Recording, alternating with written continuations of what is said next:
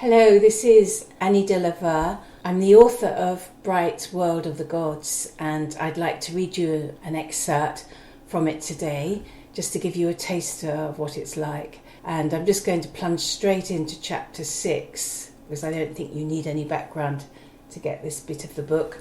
So let's get going. I'm going to call it The Hunter and the Stag, just to give you an idea of what the story is about. It's the story of Gwyn ap Nudd, who is quite a local character around here in Avalon, in the fairy world. So let's get going. Are you sitting comfortably? And then I'll begin. If you should decide to explore to find the palace of the Lord of the Underworld, you will only need to go through the clearing and down the Dingley Dale, and then follow the path which spirals its way like a white chalky serpent around the densely forested hill. And you'll soon come to a grassy summit and the gigantic granite fire beacon. From there, you'll be able to gaze down into the luscious valley of the greenest velvet meadows, the most creamy blossoming of apple orchards, and the most vibrant of wildflowers, all nodding and bobbing, with their petals reflecting the bright lunar light. On the far horizon, if you're lucky enough to get a clear day, you'll espy the sapphire blue ribbon of the ocean of dreams, which surrounds the underworld, and the river of souls feeding into it. But just before the ocean, you would see the golden turrets of Arawn and Cradolad's palace, arising from the great and sprawling dark forest of Coit Moor. You would be able to see the palace, but you wouldn't be able to go there. Well, not without having to have several adventures first.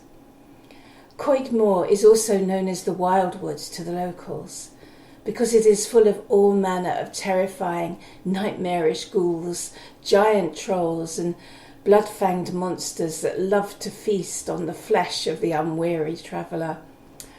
These woods are also known as the Forest of Despair to the shamans who ferry their cargoes, the deceased souls, along the River of Souls, where they deposit them into the welcoming arms of loved ones who have already passed over.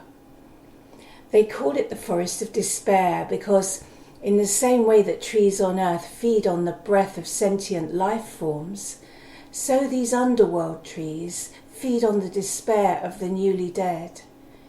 Here, the recently transfigured human, freshly through the death portal, rids him or herself of all the pain, whether emotional or physical, that they accrued in their life and that had attended their dying process. This is the first stage of the healing recovery for the newly arrived into the realms of the dead, and the huge Amazonian-sized trees there welcome all the despair of the weary soul and process it. It is lifeblood to them. And this mutually beneficial recycling system had worked very well for millennia until recently. But now there was a problem. There was a problem because of the massive increase in famines, wars, disease and pestilences in the bright world of Earth being caused by the Deadeyes in recent times. So the huge numbers of deceased humans having to be processed were far higher than this forest normally had to cope with. This meant that some of the worst kinds of nightmares and phantoms were not being properly digested and were running wild in the wild woods. I don't want to frighten you too much by describing these horrors. I'm just warning you here because we may meet some of them later on. But even for a brave and seasoned hunter such as Gwyn ap Nudd, there were some eerily strange terrors to be faced in the dark and mysterious forest, like that of losing your human form to the Lord of Death himself. Now, some of you may be familiar with the mythological hero Gwyn ap Nudd, but this part of our story begins before he won his wings, so to speak, when he was living as a mortal on earth and king of the land of Witrin, which was the name then in the 5th century for Glastonbury. Perhaps if someone had been kind enough to caution Gwyn ap Nudd about the dangers that day, of accidentally slipping into the underworld, he would have had the good sense to instantly turn tail and return home at full gallop, and his name would have been lost to us forever. But they hadn't. They could have easily suggested that he left a flowery offering for the goddess of the wild woods and her fairy creatures out of respect before entering her hunting grounds. But they didn't. And maybe if Gwyn hadn't been such a fiery hothead in those days, who would plough with breakneck speed into the unknown, no questions asked, it would have been different. But he was.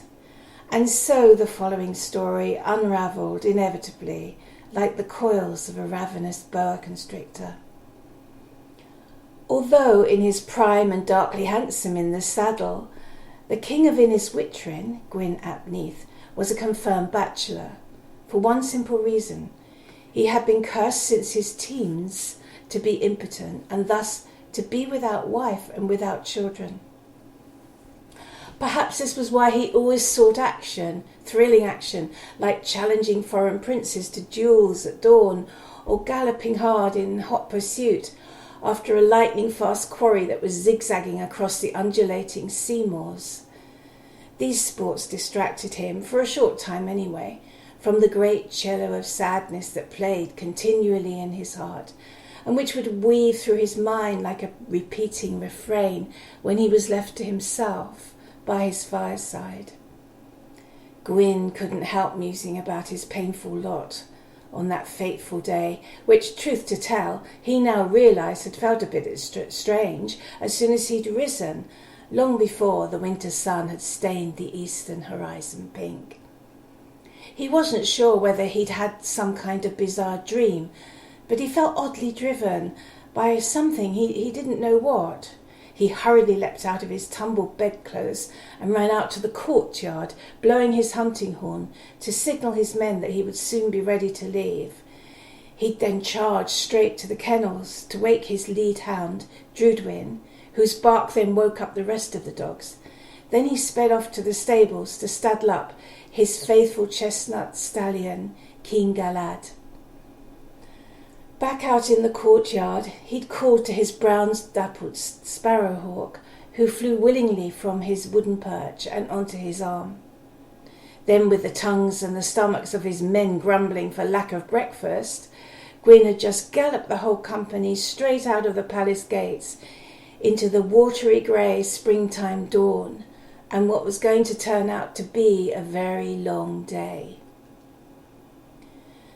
The horizon turned a yellowy pink as the dawn sun rose, and then it continued its path through the blue skies, higher and higher, until it was almost overhead.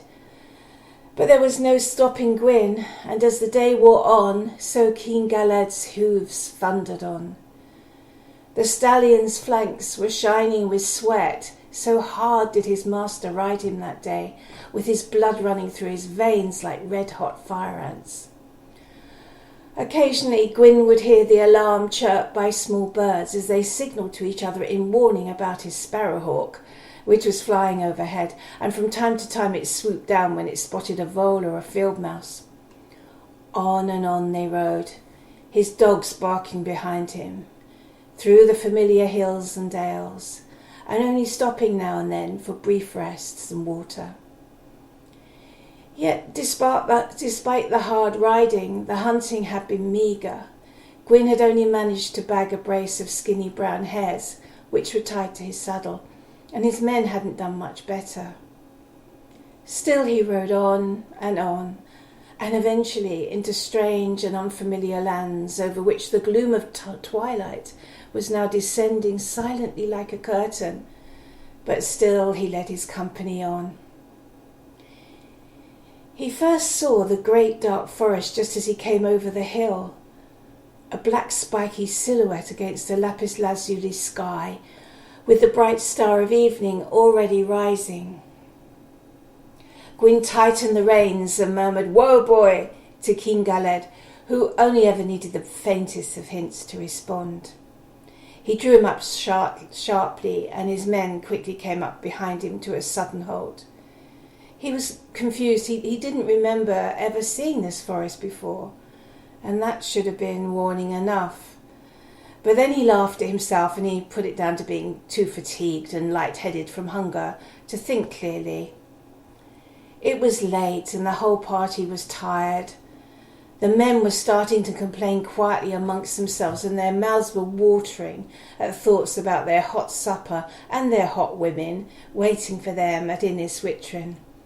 So they were not at all keen on the idea of exploring any strange-looking unfamiliar forests. But Drudwyn and the rest of his hounds were finally perking up. Their eyes were reddening and their hair was standing up on end in the sheer excitement of finally sniffing out a scent that smelled promising. They gathered around Gwyn, wagging their tails furiously and barking insistently, and so their master gave them the signal to be off. They didn't need any second telling. Drudwyn led the pack as it charged as one straight down the valley, belling and barking, and then straight into the woods, which swallowed them instantly like a giant maw. Gwyn nudged his mount's flanks with his feet and it snorted. Then it broke into a furious gallop, pounding down the hill after them, while his reluctant men cantered at a slower pace at a shorter distance behind him.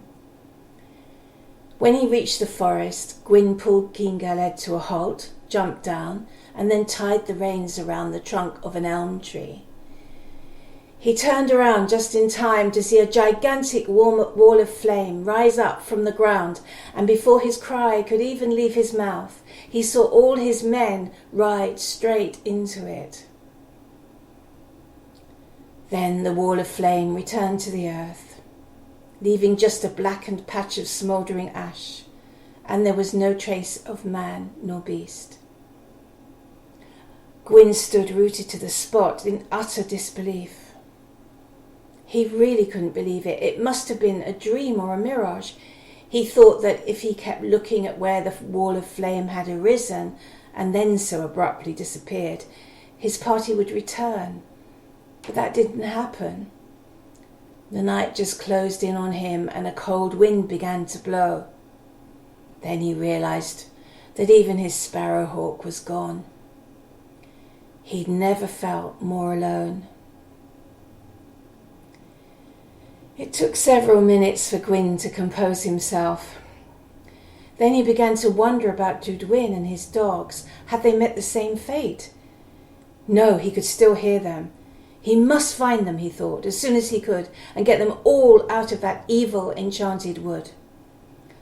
So the young king began to stumble with a heavy heart and a feeling of foreboding into the gloomy darkness of Coit Moor, with the silvery crescent of the new moon now rising overhead.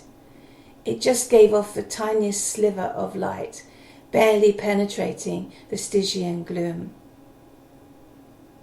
Gwyn grabbed a long stick of elmwood and began to slash his way through the tangled and thorny undergrowth, all the while following the sound trail of the belling and barking hounds as they tore after their prey. But the more he went on, the more that the forest felt eerily strange to him. It just didn't feel like any woodland that he'd been in before. He shivered. His bones were getting chilled to the core with the cold and damp, which was odd because usually chasing with his hounds warmed him up. But the wind was like cold metal, seeming to find any small ingress through his clothes with the ease of a trained swordsman. Gwyn gathered his brown wolfskin cloak closer around him and pulled up his hood. It gave him little comfort. A cold tremor of fear shuddered down his neck and back like a flash of lightning, and he felt the hairs on his body bristling. But he carried on, and he eventually broke through to an ash-packed footpath. So he was able to make quicker progress then by breaking into a jog. However, as soon as his mind realized that his concentration had been freed up, it began to release dark thoughts from its belfry tower to plague him, like demented bats, and he just couldn't shake them off. Round and round they flew in ever-decreasing circles, forming a mental labyrinth of despair with no end and no way out. This was nothing new. So deluded had Gwyn become by this mental anguish over the years, that he would often repeat to himself old thoughts that he'd met before along that well-trodden path, as if each one were a new and sparkling realization that may finally hold the key to his cell door, even though it never had before. Today was no exception, especially after the tragic loss of his best men. It seemed to him, and not for the first time, that he'd had to make the ultimate sacrifice, and all because of the ignorant schemings of the Druids. Well, the so-called Druids of the new tribes, he corrected himself. What they commanded me to do during the sovereignty rites would have been considered sacrilege by the Druids of the old tribes. More the pity they, in their deeper wisdom, are now long gone.